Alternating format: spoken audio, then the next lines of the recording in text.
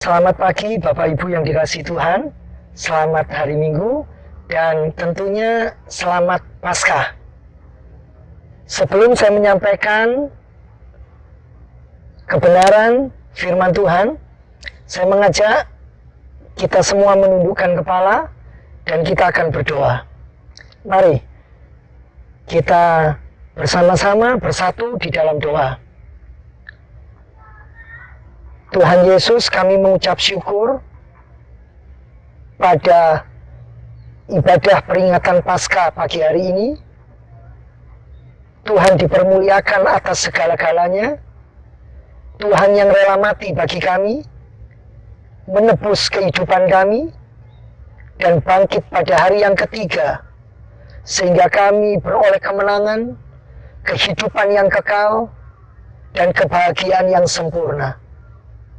Roh-Mu yang kudus akan menerangi hidup kami, urapan yang baru nyata bagi kami semua.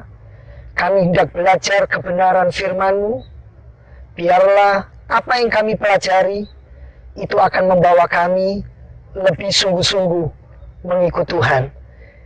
Bersama dengan orang-orang kudus-Mu, bersama dengan umat-Mu di seluruh dunia, kami rindu menikmati kebangkitan Kristus yang nyata bagi kami semua.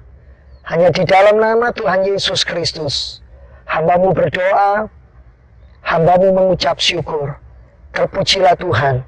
Amin. Jemaat yang dikasihi Tuhan, pagi hari ini saya mengajak kita untuk merenungkan tentang topik bertumbuh dalam mengenal Yesus, atau bertumbuh dalam mengenal Allah. Kita akan membaca Filipi pasal 3 ayat yang ke-10. Kita akan belajar dari kehidupan seorang rasul Allah, yaitu Rasul Paulus. Filipi pasalnya yang ketiga ayat yang ke-10 dikatakan, yang ku kehendaki ialah mengenal Dia dan kuasa kebangkitannya dan persekutuan dalam penderitaannya, di mana aku menjadi serupa dengan Dia dalam kematiannya. Jemaat yang dikasihi Tuhan, belajar dari Paulus bahwa pada dasarnya setiap orang itu pasti memiliki keinginan yang kuat, keinginan untuk dikenal dan keinginan untuk mengenal. Termasuk di dalam Filipi 3 ayat 10, Paulus mengungkapkan kerinduan untuk mengenal Sang Pencipta lebih lagi dan lebih lagi. Kalau kita melihat di dalam Ayub sebenarnya adalah kitab yang tertua. Pasal 23 ayat yang ketiga. Ayub menceritakan bahwa kerinduan manusia secara umum adalah menemukan apa yang mereka cari, yaitu mengenal Allah, Sang Pencipta. Saya mengajak kita untuk membuka sebentar di dalam Ayub pasal 23 ayat yang ketiga. Ayub pasal 23, saya akan membacakan buat Bapak Ibu dan Saudara semuanya ayatnya yang ketiga, yang berbunyi demikian. Semoga aku tahu mendapatkan Dia dan boleh datang ke tempat Ia bersemayam. Sejak zaman Ayub menuliskan dan menceritakan bahwa kerinduan manusia adalah mencari, menemukan, dan mengenal Sang Penciptanya. Jemaat yang dikasihi Tuhan, Bapak Ibu yang saya kasihi, apa yang ditulis oleh Rasul Paulus dalam Filipi pasal 3 ayat 1 sampai yang ke-10 dan seterusnya, dan yang kita baca pada ayat yang ke-10, ini ditulis oleh Rasul Paulus mendekati akhir hidupnya Dan setelah perjalanan pelayanannya yang begitu panjang, memakan waktu bertahun-tahun lamanya. Dan kita tahu sebagian besar kitab Perjanjian Baru itu ditulis oleh Rasul Paulus. Dan apa yang Paulus tulis itu mencakup doktrin-doktrin yang penting di dalam kekristenan. Dan banyak membahas tentang pertumbuhan iman. Tetapi kalau kita baca di dalam Filipi 3 ayat yang ke-10, ternyata ada sesuatu yang seolah-olah bertolak belakang, Bapak Ibu. Di satu sisi kita melihat bagaimana Paulus, seorang Rasul Allah yang bertahun-tahun di dalam pelayanan, hidup sungguh-sungguh di dalam takut akan Allah. Dan pada akhir hidupnya, dia mengungkapkan yang dia rindukan, yang dia gumulkan adalah bagaimana belajar semakin mengenal Yesus, semakin mengenal Allah. Bapak Ibu, kalau kita bandingkan dengan apa yang Paulus sampaikan, dengan apa yang Paulus sudah kerjakan, kenapa dan mengapa Paulus masih merindukan untuk mengenal Allah? Yang menjadi pertanyaan adalah apakah selama ini, selama Paulus terlibat di dalam pelayanan, selama Paulus melakukan tugas dan kewajibannya untuk menceritakan karya Kristus, berarti Paulus belum mengenal Allah? Apakah benar seperti ini? Pada ibadah dan peringatan Paskah pagi hari ini, saya rindu jemaat Tuhan, kita sama-sama belajar bahwa apa yang terjadi dengan Paulus itu menunjukkan kepada kita bahwa pengenalan akan Allah, bagaimana kita mengenal Kristus, itu adalah sebuah perjalanan yang panjang, sebuah pewahyuan yang progresif, yang kita harus terus belajar dan bertumbuh di dalamnya sampai kita menjadi serupa seperti Kristus. Jemaat yang dikasihi Tuhan, saya mengajak kita untuk mengingat sebentar, untuk kembali kepada sebuah peristiwa yang besar di dalam Kisah Para Rasul pasal yang ke-9 ayat 1 sampai ayat yang ke-5, dan ayat 11, ayat 15 sampai ayat yang ke-18. Kalau kita simak ayat-ayat ini, karena keterbatasan waktu, saya tidak akan membacakan detail ayat-ayat ini, tetapi saya mohon Bapak Ibu di rumah, sementara saya menyampaikan kebenaran Allah, Bapak Ibu silakan buka kebenaran Allah ini, buka Alkitabnya masing-masing. Dalam perjalanan menuju Damsyik, itulah awal Paulus mengenal Kristus. Paulus diubahkan oleh Allah. Paulus dijamah oleh Roh Kudus. Paulus menjadi percaya, menerima Kristus, berdoa, berseru, mohon pengampunan Kristus, dan akhirnya dipenuhi oleh Roh Kudus. Dan Roh Kudus berkata kepada Ananias bahwa Paulus adalah alat pilihan di tangan Tuhan. Hal ini menceritakan dan membuktikan jelas bahwa Paulus sudah mengenal Kristus. Itu start Paulus menerima Kristus. Itu awal Paulus mengenal Kristus. Tetapi lihat Bapak Ibu, pada Paskah pagi hari ini, saya ingin mengajak kita untuk kembali merenungkan bahwa pengenalan kita akan Kristus harus bertumbuh, harus semakin berkembang sampai kita menjadi serupa dengan Kristus, bersekutu dalam kematian dan bersekutu dalam kebangkitannya. Jemaat yang dikasihi Tuhan, kalau kita memperhatikan kehidupan seorang Rasul Allah ini, yaitu Rasul Paulus, Paulus sungguh-sungguh menunjukkan kerinduan untuk mengenal Yesus lebih intim dalam persekutuan dengan penderitaannya, penderitaan Kristus, dalam persekutuan dengan kematian Kristus, dan dalam persekutuan dengan kebangkitan Kristus. Kalau kita membaca di dalam Yohanes pasal 17 ayat yang ketiga, dikatakan bahwa kehidupan yang kekal itu juga berarti bagaimana saya, Bapak Ibu, dan saudara semua, gereja Tuhan, belajar mengenal Tuhan, belajar mengenal Allah.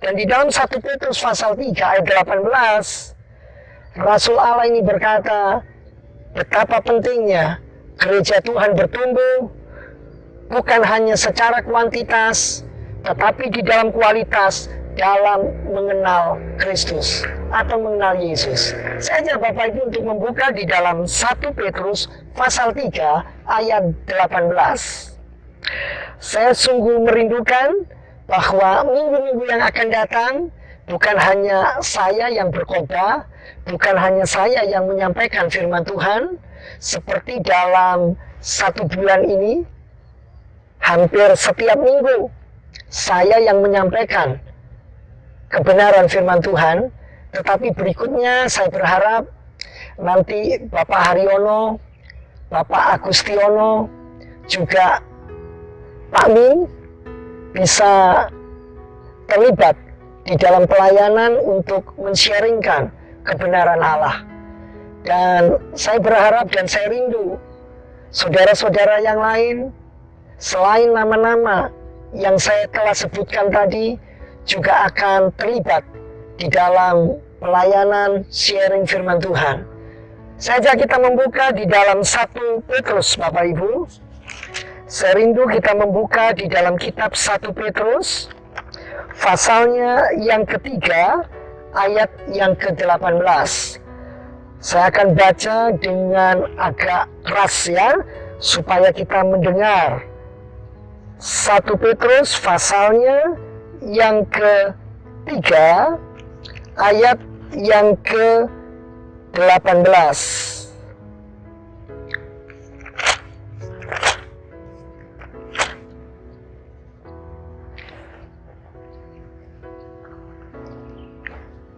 Maksud saya 2 Petrus, Bapak Ibu.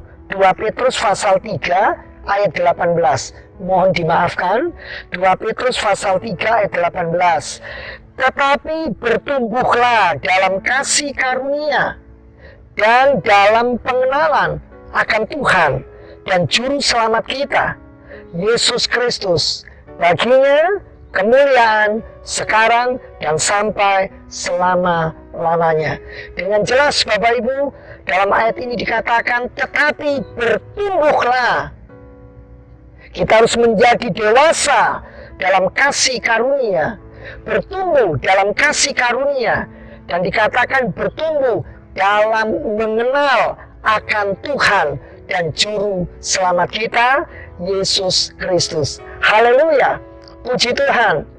Bapak Ibu, satu pertanyaan yang penting, sudahkah saya, sudahkah Bapak Ibu, sudahkah keluarga kita, family kita, hari-hari ini di tengah kondisi, situasi seperti saat ini, kita bertumbuh semakin mengenal Kristus.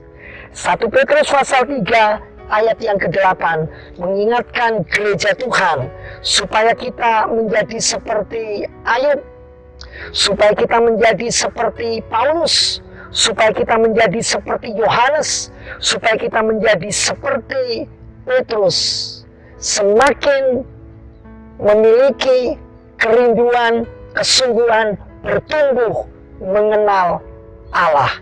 Puji Tuhan. Jadi untuk bertumbuh mengenal Yesus, itu yang pertama, ketika kita belajar dari kehidupan Rasul Paulus, dikatakan satu, harus menerima Kristus, harus percaya kepada Sang Juru Selamat, bahwa tidak ada jalan lain yang membawa kita sampai kepada surga, sampai kepada kehidupan kekal, kecuali di dalam Tuhan Yesus Kristus. Dan yang kedua, Jadi untuk bertumbuh mengenal Yesus. Yang kedua, saya dan Bapak Ibu dan semua saudara harus mempelajarinya lewat Alkitab, lewat firman Allah. Nanti Bapak Ibu baca dalam 2 Timotius 3 ayat 14 sampai 16. Kita tidak bisa mengenal Allah dari perasaan kita. Kita tidak bisa mengenal Allah dari apa yang ada dalam pikiran kita. Tetapi kita belajar mengenal Allah dari apa yang Alkitab sudah katakan. Dan yang ketiga, jadi untuk bertumbuh mengenal Yesus, kita harus mentaati Alkitab. Kita harus melakukan apa yang Alkitab ajarkan, apa yang firman Allah harapkan, apa yang Yesus perintahkan. Itulah yang harus kita taati. Sehingga kita bisa menjadi terang, kita menjadi garam, dan kita akan mengerjakan bagian kita, yaitu melakukan perbuatan-perbuatan besar sehingga Kristus dipermuliakan. Jemaat yang dikasihi Tuhan, jadi untuk bertumbuh mengenal Yesus, kita tidak hanya menerima dan percaya bahwa Kristus adalah Sang Juru Selamat, tetapi kita harus belajar lebih lagi siapakah Kristus lewat Alkitab. Seperti apa yang Alkitab ajarkan, seperti apa yang Alkitab katakan. Dan yang ketiga, harus mentaati apa yang Alkitab sudah ajarkan. Jemaat yang dikasihi Tuhan, dengarkan saya baik-baik. Tujuan kita mengenal Allah, tujuan kita semakin mengenal Yesus, tujuan kita bertumbuh dalam mengenal Yesus, bukan supaya kita pandai secara teoritis dan memiliki pendekatan teologis yang bagus. Lalu kita hidup saleh, kita menjauhi hal-hal dunia. Semua itu penting, semua itu harus. Tetapi lebih daripada itu, kita harus memiliki kesaksian hidup yang benar, kesaksian pribadi, sehingga kita menyatu dengan karya penebusan Kristus di dalam hidup kita. Dan kita akan menyaksikan bahwa pengampunan Kristus masih berlaku untuk umat manusia. Dan penebusannya yang ajaib berlaku bagi seisi dunia, bagi setiap orang yang mau menerima Kristus. Sampai pada akhirnya kita akan menjadi seperti Kristus. Jemaat yang dikasihi Tuhan, jika Rasul Paulus, Rasul Gereja Perjanjian Baru, hampir 2/3 kitab Perjanjian Baru beliau yang menulisnya.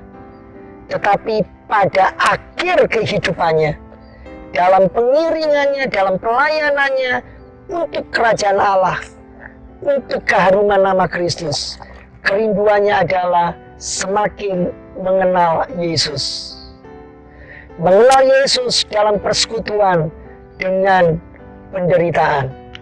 Mengenal Yesus dalam persekutuan dengan kematiannya. Dan mengenal Yesus dalam persekutuan dengan kebangkitannya. Saya ingin bertanya kepada Bapak Ibu, Yesus yang mana yang kita kenal? Yesus yang mana yang saya kenal? Yesus yang mana yang gereja hari-hari ini kenal? Saya percaya Yesus yang diberitakan Paulus harus menjadi Yesus yang kita beritakan. Yesus yang dipercaya oleh Paulus harus menjadi Yesus yang kita percaya. Bukan seperti Yesus yang seolah-olah hanya mampu mencukupi kebutuhan hidup kita, tetapi tidak punya hak, tidak punya kuasa untuk mengatur, untuk berdaulat, untuk mengizinkan segala hal dalam hidup kita. Bapak Ibu, Alkitab berkata, jikalau ada seorang, siapapun dia, yang menceritakan dan membawa kita untuk mengenal Yesus yang lain. Kita harus menolaknya jika Yesus yang diberitakan tidak seperti di dalam Alkitab. Karena itu Bapak Ibu, pada ibadah Paskah pagi hari ini, pada peringatan Paskah pagi hari ini, saya rindu mendorong, saya rindu mengajak kita, bahkan seluruh gereja di belahan dunia ini, mari kita semakin bertumbuh, kita mau berlomba-lomba, kita mau memiliki kerinduan untuk mengenal Allah, mengenal Kristus, bertumbuh dalam mengenal Yesus lebih lagi, lebih lagi, lebih lagi, dan lebih lagi. Puji Tuhan, Soli Deo Gloria. Saya mengajak kita untuk menundukkan kepala, berdoa, mengucap syukur, dan mohon kepada belas kasihan Tuhan, sehingga kita dimampukan untuk melakukan bagian kita. Puji Tuhan. Mari Bapak Ibu, kita tundukkan kepala, kita renungkan firman Tuhan, dan biarlah kita benar-benar hidup seperti yang Tuhan kehendaki bagi kita. Puji Tuhan.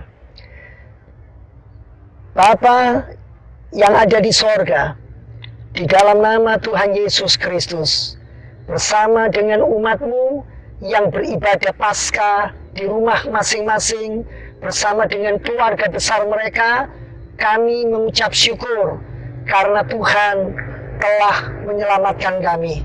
Tuhan telah menebus kami.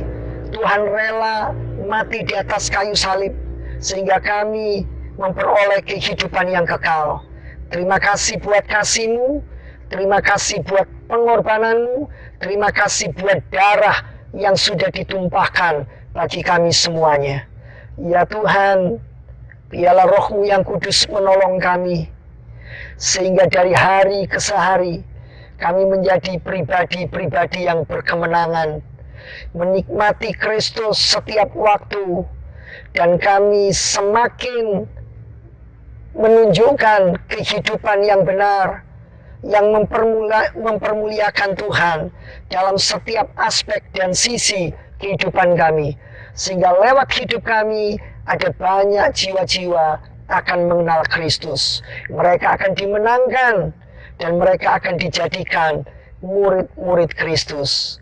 Ya Kristus yang Maha Mulia, terima kasih pada ibadah dan peringatan Paskah pagi hari ini. Hamba-Mu mengucap syukur, Hamba-Mu berterima kasih dalam suasana, di dalam keadaan kami yang seperti sekarang ini. Hamba-Mu berdoa, pertolongan, kasih, dan kuasa-Mu tetap nyata, melimpah, dan mengalir bagi kami semuanya. Kami juga berdoa buat Bapak Presiden, wakilnya, juga semua para menteri, juga semua lembaga tertinggi negara, semua elit politik di negeri kami, juga para gubernur, wali kota, bupati, bahkan sampai bagian pemerintahan yang paling rendah, semua diberkati oleh Tuhan. TNI, Polri, sehingga kami boleh bersehati bersama-sama, hidup takut akan Tuhan, menghormati Tuhan, dan boleh menjadi berkat untuk Indonesia. Memberkati juga para dokter, para medis, semua yang hari-hari ini bekerja keras untuk menolong dan untuk menjadi berkat bagi sesamanya.